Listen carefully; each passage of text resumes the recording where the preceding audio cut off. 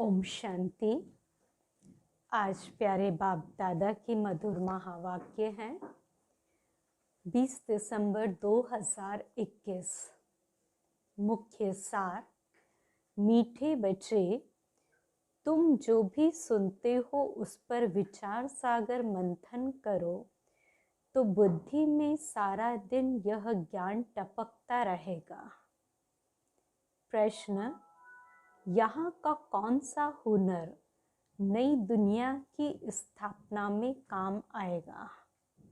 उत्तर, यहाँ जो साइंस का हुनर है जिससे एरोप्लेन मकान आदि बनाते हैं, यह संस्कार वहाँ भी साथ ले जाएंगे। यहाँ भल ज्ञान न ले, लेकिन वहाँ यह हुनर साथ जाएगा। तुम अभी सतयुग से लेकर कलयुग अंत तक की हिस्ट्री ज्योग्राफी जानते हो। तुम्हें पता है कि इन आँखों से जो कुछ पुरानी दुनिया का देखते हैं वह सब अभी खत्म होना है। गीत है, तूने रात गवाई सोकर और दिवस गवाया खाकर। ओम शांति। बाप बैठ बच्चों को समझाते हैं, हूबहू जैसे 5000 वर्ष पहले समझाया था वैसे फिर भी समझा रहे हैं कि पुरानी दुनिया का विनाश और नई दुनिया की स्थापना कैसे होती है। अभी है पुरानी दुनिया और नई दुनिया का संगम। बाप ने समझाया है नई दुनिया सतयुग से लेकर अब कलयुग अंत तक क्या क्या हो रहा है, क्या क्या सामग्री है, क्या क्या देखते हो। यज्ञ तप दान पुण्य आदि क्या करते हैं। यह जो कुछ देखने में आता है यह सब कुछ भी रहना नहीं है। तो पुरानी कोई भी चीज रहने वाली नहीं है। जैसे पुराना कपड़ा तोड़ने हैं, जैसे पुराना मकान तोड़ते हैं तो उसमें जो मार्बल के पत्थर आदि अच्छी चीजें होती हैं वह रख देते हैं, बाकी तोड़ फोड़ देते हैं। तो तुम बच्चे जानते हो ये पुराना सब खत्म होना है, बाकी यह जो साइंस का हुनर है वह कायम रहेगा। तुम सब जानते हो कि यह सृष्टि चक्र कैसे फिरता है। सतयुग से कलयुग अंत तक क्या क्या होता है। यह साइंस भी एक विद्या है। उनसे एरोप्लेन, बिजली आदि सब कुछ बने हैं। पहले यह नहीं था, अब बना है। दुनिया तो चलती रहती है। भारत है अविनाशी खंड, प्रलय तो होती नहीं। यह साइंस जिससे अभी इतना सुख मिलता है वह हुनर भी वहाँ रहता है। सीखी हुई चीजें दूसरे जन्म में भी काम आती हैं। कुछ ना कुछ रहता है। यहाँ भी अर्थक्वेक जहाँ होती है तो फिर जल्दी में सारा नया बना देते हैं। वहाँ नई दुनिया में विमान आदि बनाने वाले भी होंगे। सृष्टि तो चलती ही रहती है। यह बनाने वाले भी आएंगे, ये बनाने वाले फिर भी आएंगे। अंतमति सो गति होगी। भल उन्हों में यह ज्ञान नहीं है परंतु वह आएंगे जरूर और आकर नई नई चीजें बनाएंगे। यह ख्यालात अभी तुम्हारी बुद्धि में है। यह सब खत्म हो जाएंगे, बाकी सिर्फ भारत खंड ही रहेगा।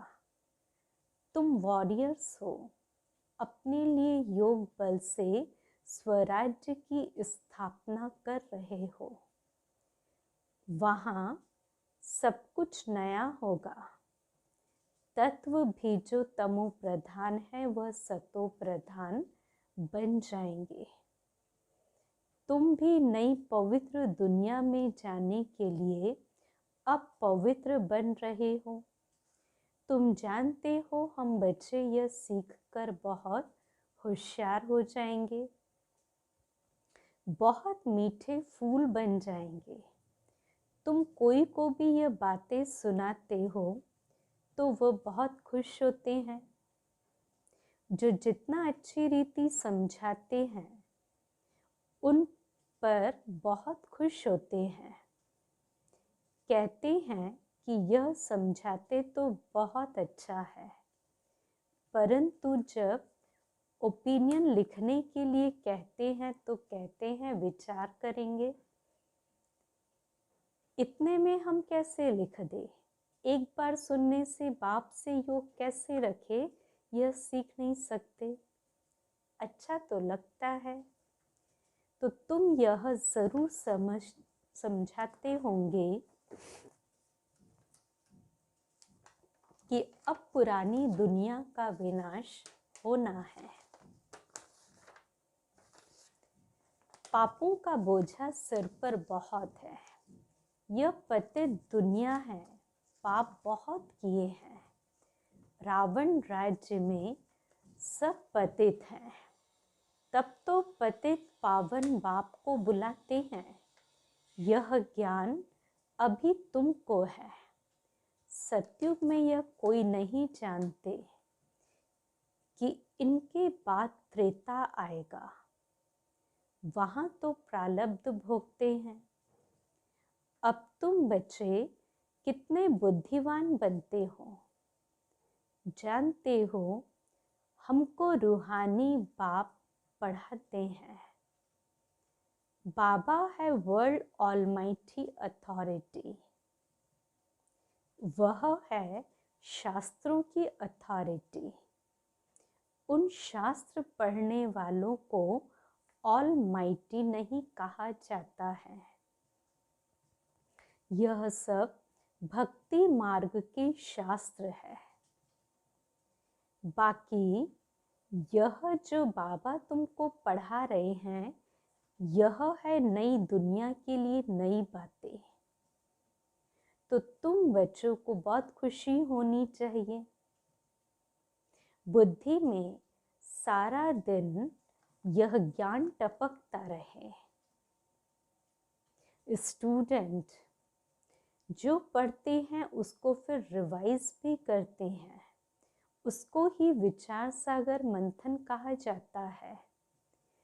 तुम यह समझते हो कि बाबा हमको बेहद की पढ़ाई अथवा सृष्टि के आदि मध्य अंत का सारा राज बैठ समझाते हैं, जिसको तुम्हारे सिवाय कोई समझ नहीं सकते। इसलिए तुमको बहुत खुशी होनी चाहिए। तुम बहुत बड़े आदमी हो। तुमको पढ़ाने वाला भी ऊंचे ते ऊंचा बाप है। तो तुमको सदैव खुशी का पारा चढ़ा रहना चाहिए। सदैव बुद्धि में यह बातें रिवाइज करो कि पहले पहले हम पावन थे, फिर 84 जन्म ले पतित बन गए। अब ड्रामा प्लान अनुसार बाबा पावन बना रहे हैं। साधु संत सब कहते हैं कि हम रचता बाप और रचना के आदि मध्य अंत को नहीं जानते। तुम जानते हो कि क्राइस्ट फिर अपने समय पर आएगा। कृष्ण का जैसे सारी पृथ्वी पर राज्य था। अभी तो सब अलग अलग हो गए और आपस में लड़ झगड़ रहे हैं। अब कहते हैं एक राज्य एक भाषा हो, मतभेद न हो। यह कैसे हो सकता? अब तो आपस में लड़ झगड़ कर और ही पक्के हो गए हैं। अभी यह तो हो नहीं सकता जो सबकी एक देवताई मत हो जाए। भल कहते हैं राम राज्य चाहिए, परंतु समझते कुछ नहीं। तो तुमको भी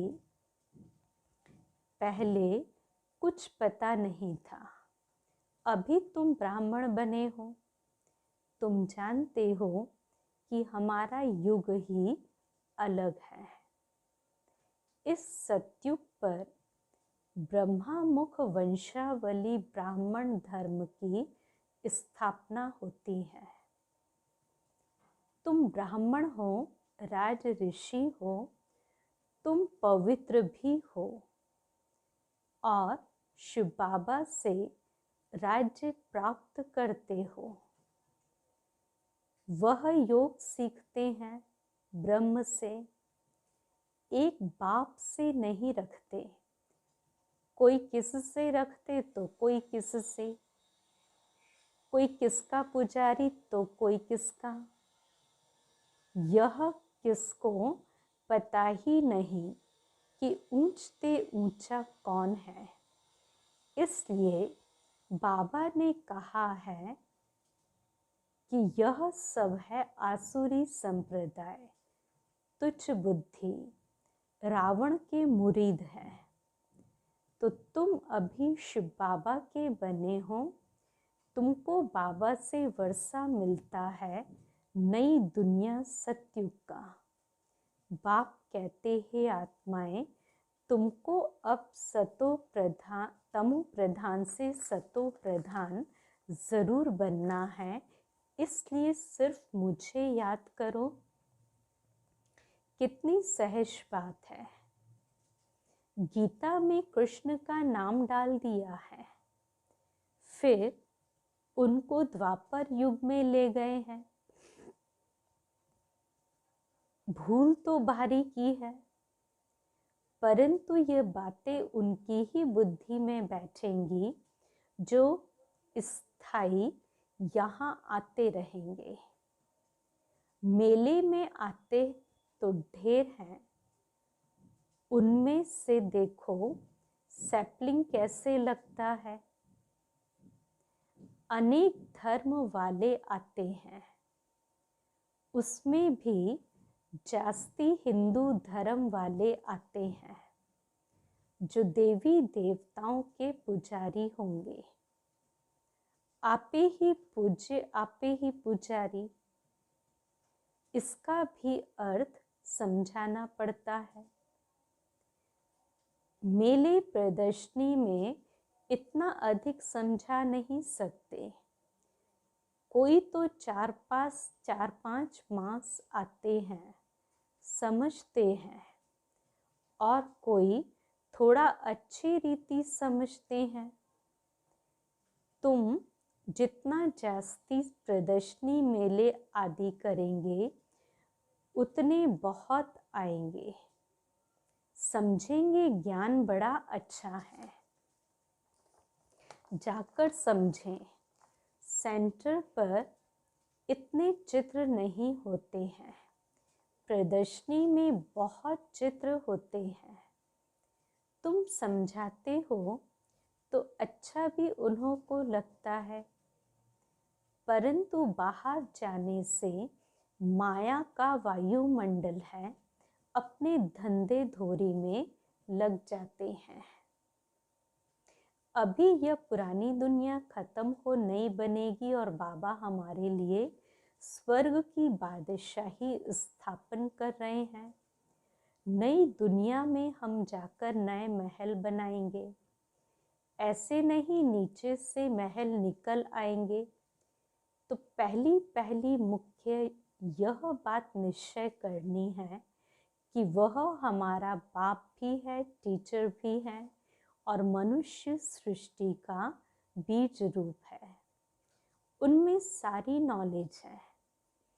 तब तो महिमा गाते हैं कि ज्ञान का सागर, वह बीज जड़ होता है, वह बोल न सके। यह चैतन्य है। बाप ने तुमको सारी नॉलेज दी है जो औरों को अच्छी रीति समझानी है। मेले व प्रदर्शनी में ढेर आते हैं, निकलते और कोटों में कोई है। 7-8 दिन आकर फिर गुम हो जाते हैं। ऐसे करते करते कोई ना कोई निकल आएगा। समय थोड़ा है और विनाश सामने खड़ा है। कर्मातीत अवस्था को पाना है जरूर। पतित से पावन होने के लिए याद बहुत जरूरी है। अपनी संभाल करनी है, मुझे सतो प्रधान बनना है। यह चिंता लगी रहे, क्योंकि सिर पर जन्म जन्मांतर का बोझा है। रावण राज्य होने से सीढ़ी उतरते ही आए हो। अब योग बल से चढ़ना है। रात दिन यही फिक्रात रहे कि मुझे सतो प्रधान बनना है, और सृष्टि चक्र की नॉलेज भी बुद्धि में चाहिए। स्कूल में भी यह रचता है, स्कूल में भी यह रहता है कि हम फलानी सब्जेक्ट में पास हो जाएंगे। इसमें मुख्य सब्जेक्ट है याद की। सृष्टि के आदि मध्य अंत का भी ज्ञान चाहिए। तुम्हारी बुद्धि में सारा सीढ़ी का ज्ञान है कि अब हम बाबा की याद से सतयुगी सूर्यवंशी घराने की सीढ़ी चढ़ते हैं। 84 जन्म लेते सीढ़ी उतरते आए, अब फट से चढ़ जाना है। गायन है ना, सेकंड में जीवन मुक्ति। तो इस जन्म में ही बाप से जीवन मुक्ति का वर्षा लेकर सो देवता बन जाएंगे। बाबा कहते, बच्चे तुम ही सूर्यवंशी थे, फिर चंद्रवंशी और फिर वैश्यवंशी बने, और अभी तुमको मैं आकर शूद्र से ब्राह्मण बनाता हूँ, क्योंकि ब्राह्मण है चोटी। ऊंचे ते ऊंचा परम पिता परमात्मा आकर ब्राह्मण, देवता, क्षत्रिय तीनों धर्मों की स्थापना करते हैं। तुम जानते हो कि अभी हम ब्राह्मण वर्ण में हैं, फिर देवता वर्ण में आएंगे। तो बच्चों को रोज कितना बुद्धि में ज्ञान भरते रहते हैं। जिसको धारण करना है, नहीं तो आप समान कैसे बनाएंगे। सूर्यवंशी घराने में बहुत थोड़े आएंगे जो अच्छी रीति पढ़ेंगे और पढ़ाएंगे। इस समय तुम्हारी गतमत दुनिया से बिल्कुल न्यारी है। जैसे कहते हैं ईश्वर की गतमत न्यारी है, तो तुम्हारे सिवाय कोई भी बाप से योग लगाते नहीं हैं। प्रदर्शनी में आते हैं फिर चले जाते हैं, वह बन जाते हैं प्रजा। बाकी जो अच्छी रीति पढ़ेंगे पढ़ाएंगे वह अच्छा पद पा सकते हैं। फिर तुम्हारी यह मिशनरी भी जोर भरती जाएगी। बहुतों को कशिश होगी, आते रहेंगे।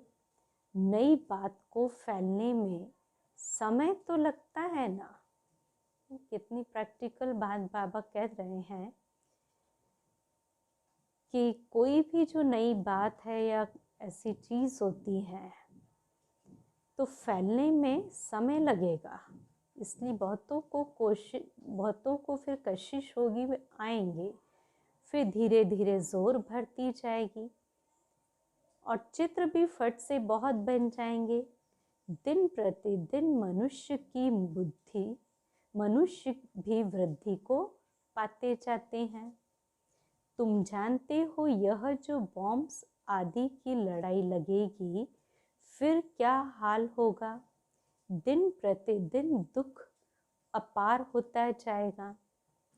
आखिरिन यह दुख की दुनिया खत्म होगी, टोटल विनाश नहीं होगा। शास्त्रों में गायन है कि यह भारत अविनाशी खंड है। तुम जानते हो हमारा यादगार हूबहू आबू में है। उस पर समझाना चाहिए, यह है जड़ यादगार। यहाँ प्रैक्टिकल स्थापना हो रही है। राजयोग सीख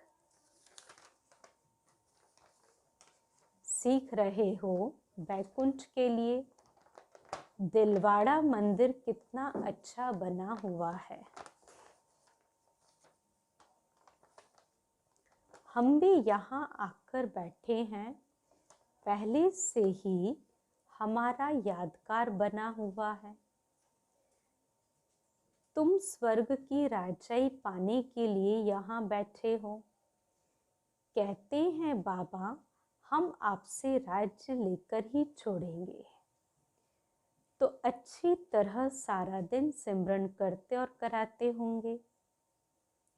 बाबा कहते जो अच्छी तरह सारा दिन सिमरन करते और कराते होंगे, उन्हों खुशी भी उन्हों को रहेगी। स्टूडेंट खुद समझते हैं कि हम पास होंगे व नहीं। लाखों करोड़ों में से स्कॉलरशिप कितने थोड़ों को मिलती है। मुख्य है 8 सोने के, फिर 108 चांदी के और बाकी 16,000 तांबे के। जैसे देखो पोप मेडल्स देते थे, तो सबको सोने का थोड़ी देंगे, कोई को सोने का, कोई को चांदी का। तो माला भी ऐसे बनती है। तुम चाहते हो गोल्डन प्राइज लेवे, चांदी की लेने से चंद्रवंशी में आ जाएंगे। तो बाबा कहते मुझे याद करो तो विकर्म विनाश होंगे और कोई उपाय ही नहीं। यही फुरना रखो पास होने का। लड़ाई का थोड़ा जास्ती हंगामा होगा, फिर जोर से पुरुषार्थ करने लग पड़ेंगे। इम्तिहान के टाइम स्टूडेंट भी गैलप करने पुरुषार्थ में लग जाते हैं। यह बेहद का स्कूल है। प्रदर्शनी पर खूब प्रैक्टिस करते रहो। प्रोजेक्टर से इतने प्रभावित नहीं होते हैं जितना प्रदर्शनी देख वंडर खाते हैं। अच्छा, मीठे मीठे सिकिलते बच्चों प्रति माता पिता बाप दादा का याद प्यार और गुड मॉर्निंग। रूहानी बाप की रूहानी बच्चों को नमस्ते। हम रूहानी बच्चों की रूहानी बाप दादा को याद प्यार, गुड मॉर्निंग और नमस्ते। धारणा के लिए पहली पॉइंट, पुरानी दुनिया का विनाश हो उसके पहले अपनी कर्मातीत अवस्था बनानी है। याद में रह सतो प्रधान बनना है। दूसरी पॉइंट, सदा यही खुशी रहे कि हमें पढ़ाने वाला स्वयं ऊंचे ते ऊंचा बाप है। पढ़ाई अच्छी रीति पढ़नी और पढ़ानी है। सुनकर विचार सागर मंथन करना है। वरदान, निर्विकारी व फरिश्ते स्वरूप की स्थिति का अनुभव करने वाले आत्म अभिमानी भव। जो बच्चे आत्म अभिमानी बनते हैं वह सहज ही निर्विकारी बन जाते। तो आत्म अभिमानी स्थिति द्वारा मनसा में भी निर्विकारीपन की स्टेज का अनुभव होता है। ऐसे निर्विकारी जिन्हें किसी भी प्रकार की इम्प्योरिटी व 5 तत्वों की आकर्षित नहीं करती, वही फरिश्ता कहलाते।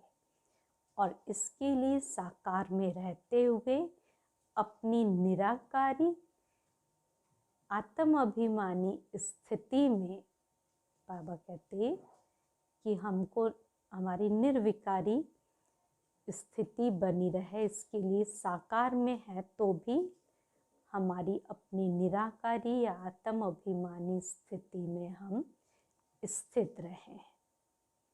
स्लोगन: जीवन में अतीन्द्रिय सुख का अनुभव करने के लिए विशेष अमृत वेले एकांत प्रिय बनो। जीवन में अति इंद्रिय सुख का अनुभव करने के लिए विशेष अमृत वेले एकांत प्रिय बनो। अच्छा, ओम शांति।